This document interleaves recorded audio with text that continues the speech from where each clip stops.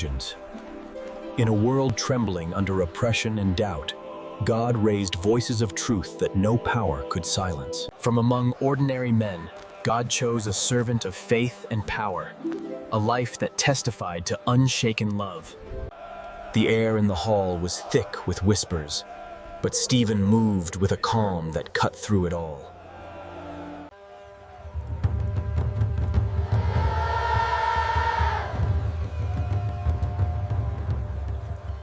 He walked among the widows and the poor, his hands open, his voice steady as a lighthouse in a storm.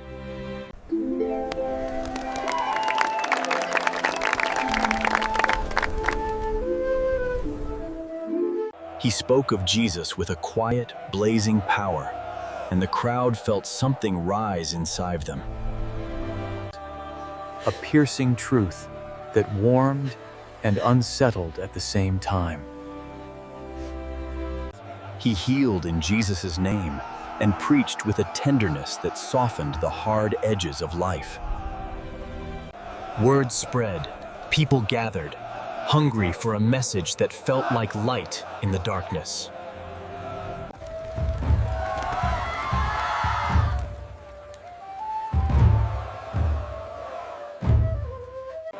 Yet where there is light, there are shadows. Cruel shadows that hated the glow he carried. Brothers and sisters, look around you. The Lord has shown us favor this day.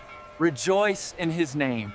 Stephen's life became a threat not because he shouted, but because his wisdom and the spirit within him burned with undeniable clarity.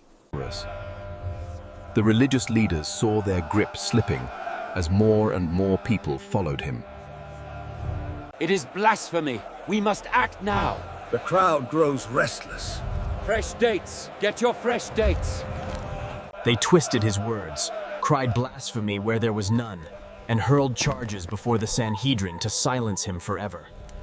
Blasphemy, that bitter weapon of power, was the charge that could crush him under the weight of the land's might.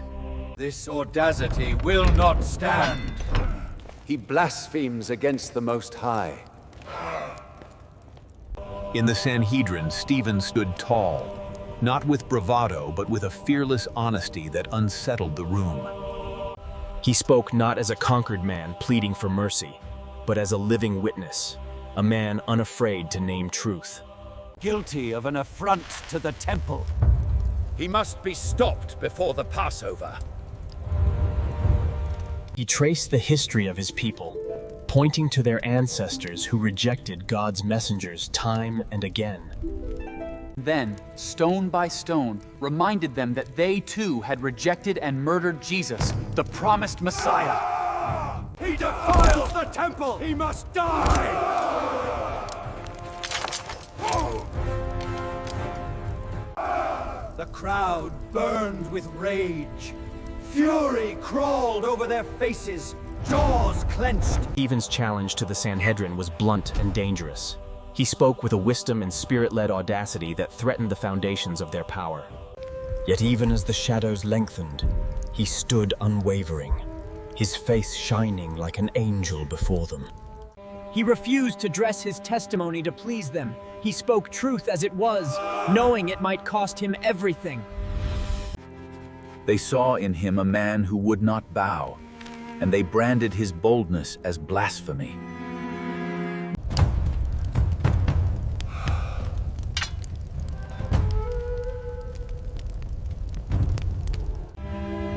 When the charges were finally spoken, Stephen did not plead or recant.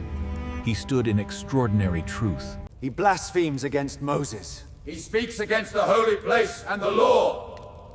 This man must be silenced. He reminded the council of their history. Joseph, Moses, the prophets overlooked and rejected.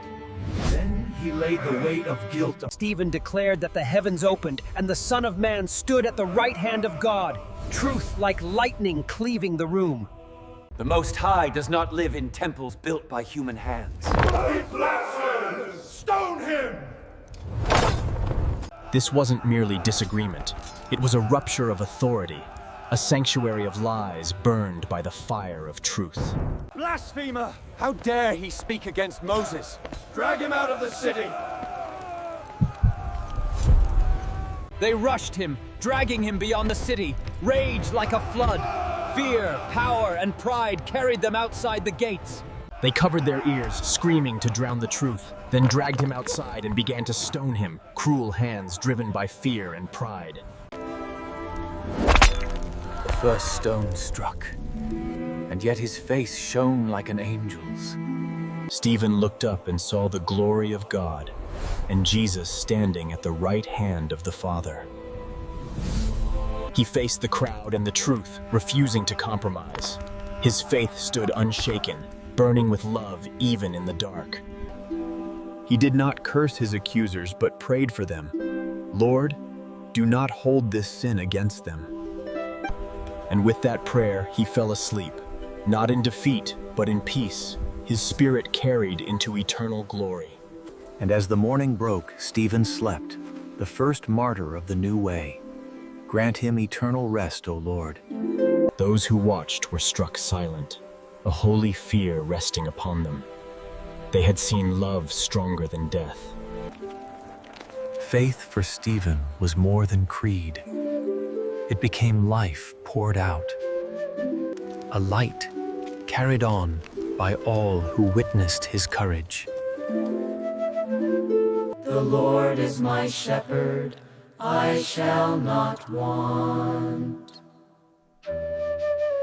His faith became a seed, planted in hearts, watered by tears, and destined to bloom in courage for generations. The heavens received him, and angels rejoiced, the first of many who would bear witness through love. True faith does not falter in fear. It burns bright in trial, living on in every heart that chooses truth over comfort.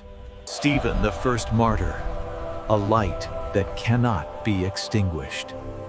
Morning came over Jerusalem, and the earth was quiet. Yet heaven still sang of the faith that would never die. From that hill, the light spread over deserts, mountains, and seas, a living witness that no stone could silence. The same spirit that filled Stephen moved through every generation, hands carrying the light of truth to those in darkness. Through persecution and peace alike, the cross still stands. The light moved to the nations, to every desert and shore, until the earth itself shone with the glory of Christ.